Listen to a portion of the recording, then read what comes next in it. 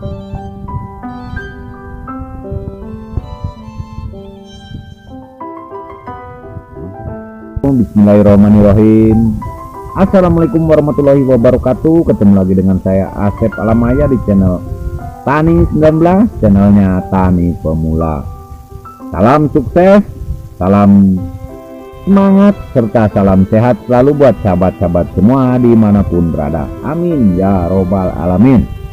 Oke sahabat semua, seperti biasa saya akan membahas atau berbagi konten dengan sahabat-sahabat semua masih seputar atau tidak jauh dari seputar pertanian dan perkebunan. Untuk kali ini yang saya akan bahas adalah mengenai timun ya, budidaya timun gitu. Jadi untuk kapulaga belum saya bisa share ya, karena ini lagi fokus di timun dulu. Kalau untuk kapulaga sampai dengan saat ini alhamdulillah masih aman ya untuk perawatan. Oke. Seperti di video sebelumnya sudah saya share tentang timun ya, baik di lahan pekarangan ataupun di kebun ya. Dan kebetulan yang di kebun saya akan update karena ini menjelang atau masuk ke fase generatif ya, karena ini udah usianya kurang lebih 21 HSP ya. Usianya ini sudah cukup untuk pembuahan dan mulai belajar berbuah, makanya saya lagi intens untuk pemupukan dan perawatannya serta pasang ajir-ajirnya ya. Ternyata budidaya timun itu gampang-gampang susah ya sahabat-sahabat, tapi kalau kita tekuni, kita konsisten, insya Allah bisa. Seperti di video yang berikut ya, nanti yang di skip silahkan beri masukan, beri komentar. Kalau memang saya banyak salah silahkan diluruskan. Kalau memang ada yang baik dan bagus silahkan ditiru kalau memang bermanfaat. Jangan lupa di like, di share, serta di subscribe. Oke, untuk saat ini petani jangan hanya bicara tetapi banyak action ya. Kalau untuk saat ini tuh petani itu demi ketahanan pangan juga sahabat ya. Oke, ini dia cuplikan videonya. Let's go. Nah itu dia sahabat, untuk kebun timunnya seperti saya bilang ya, kalau kita action ya seperti ini sudah mulai pada tumbuh ya. Jadi untuk saat ini kita harus biasakan kurangin sedikit bicara tapi banyakin action ya. Aduh nih, kalau bertani itu seperti ini ya, walaupun pemula alhamdulillah nih saya sudah sejauh ini pertumbuhan dan perkembangannya, dan ini saya akan lakukan pemberian fungisida ya, karena sudah harus kita jaga untuk ketahanan pertumbuhannya juga, jadi antisipasi walaupun memang belum berserang ya.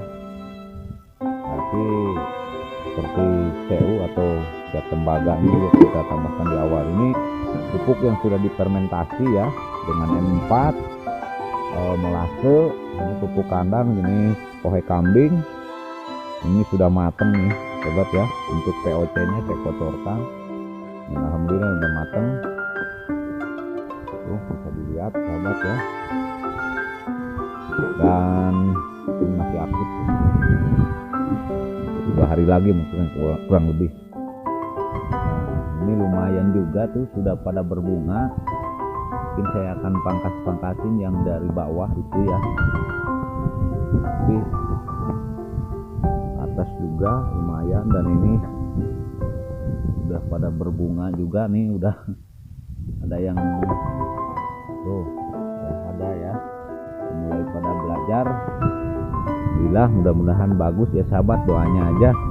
Dan maklum ya, nih tanamannya kebunnya seperti ini karena ya masih pemula lah. Tapi daripada diam lebih baik kita action ya. Jadi jangan nato juga kita ya. Kalau bahasa anak sekarang nato.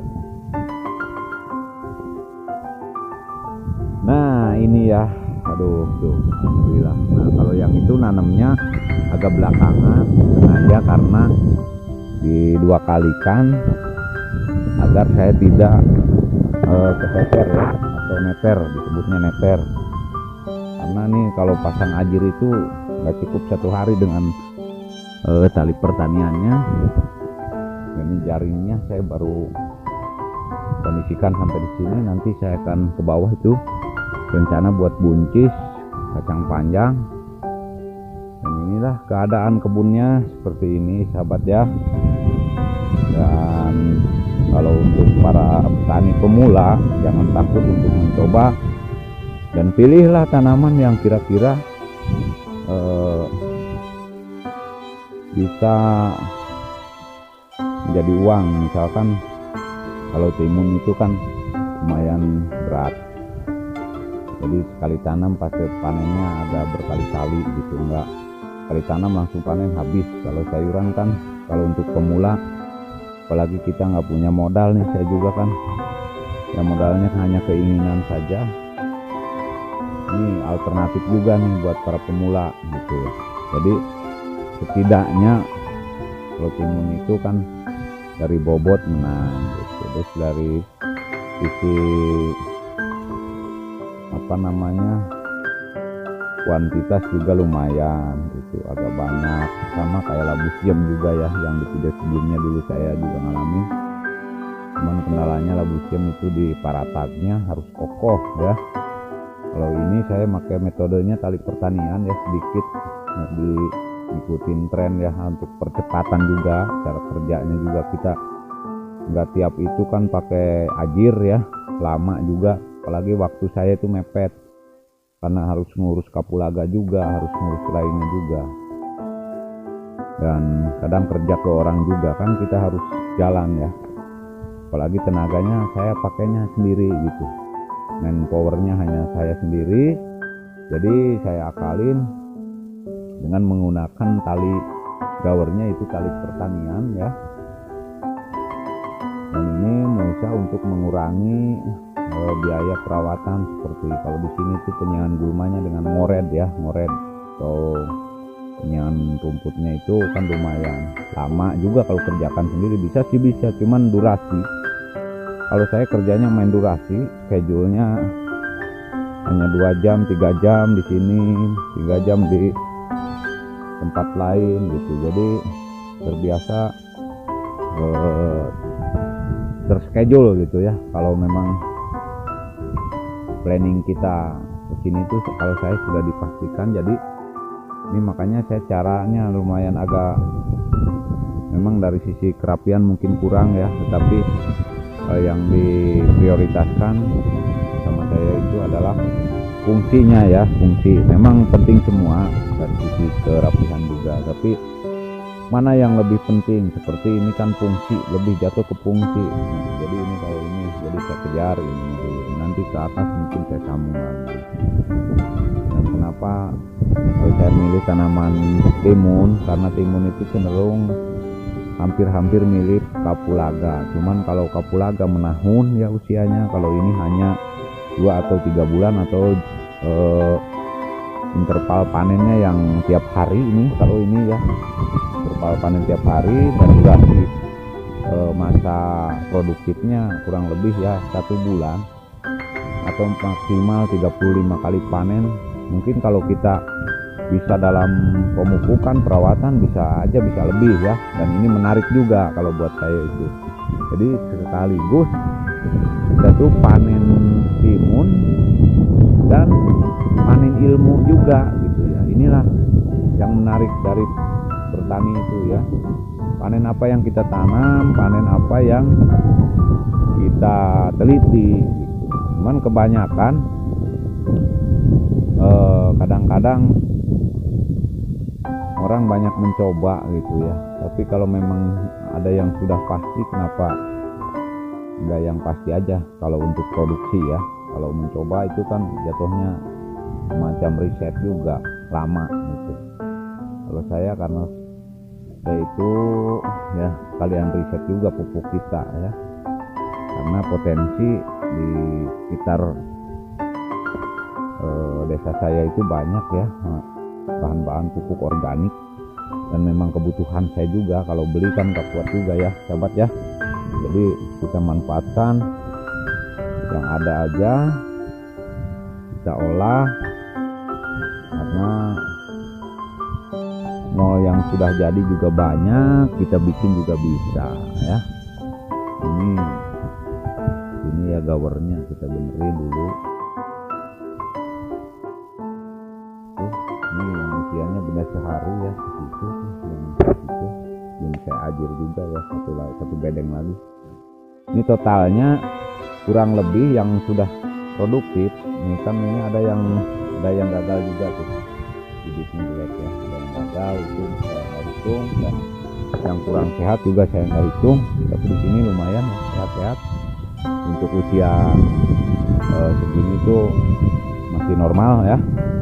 Ini totalnya sekitar 340 pohon ya yang sudah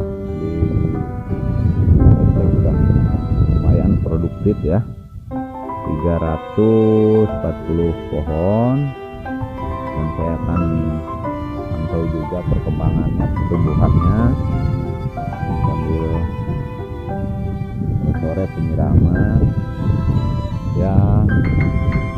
Kita jadikan hiburan aja, tetapi tetap kita planningkan ya. Jadi jangan terlalu kita bawa tegang ya, karena capeknya akan berasa. Tapi kalau kita bertani itu sebuah hiburan, sebuah hobi, itu tidak akan terasa capek ya, apalagi bisa menghasilkan ya, untuk atau add value-nya buat kita itu lumayan mendukung ya buat ekonominya. Nah, mungkin untuk kali ini saya hanya update perkembangan dan pertumbuhan aja ya, mengenai budidaya timun itu ternyata gampang-gampang susah. Sebut gampang ya, seperti ini ternyata sudah tumbuh, dan seperti di pekarangan ya, di lahan pengarangan ya juga saya sudah panen 10 kali panen ya, ke 10 besok ke 10 itu ya, dan belum saya update lagi, nanti saya akan update ya. Dan ini yang di lahan kebun ini baru pada berbunga ya, masuk fase generatifnya. Dan ini nanti saya akan antisipasi dengan penambahan unsur hara mikronya ya, seperti tembaga atau CU nya juga nih, untuk mengatur sebagai bahan aktif fungisidanya ya. Dan mungkin untuk para petani-petani senior, petani timun khususnya ya, atau hortikultur, itu sudah pada paham mengenai kapan pemberian fungisida ya, dan yang tepat itu apa. Jadi mungkin sudah tidak asing dengan hal ini, tapi bagi saya ini sebagai pemula masih asing ya, dalam jenis-jenis tanaman, kecocokannya pakai apa, apalagi saya banyakkan organik ya. Jadi bukan berarti saya itu neko-neko atau kebanyakan, atau boleh dibilang istilahnya begini, kenapa kalau memang ada yang sudah jadi, kenapa harus membuat dulu jadi lama kan? Tetapi kalau saya itu karena ya kebutuhan juga, terus potensi banyak ya bahan-bahan, jadi saya olah organik ya. Dan karena lumayan kan pupuk beli itu mahal, dan ramah juga ya organik itu, yang bikin banyak, dan sekaligus kita belajar riset ya, kalau terdokumentasi kan ada yang bisa kita wariskan ke anak cucu kita ya. Oke, sekian dan terima kasih mungkin untuk videonya ya. Untuk kali ini mengenai timun ini saya cukupkan dulu sampai di sini ya. Nanti saya akan update pertumbuhan dan perkembangannya untuk kedepannya ya, di video selanjutnya. Semoga bisa lebih bermanfaat buat saya ya, dan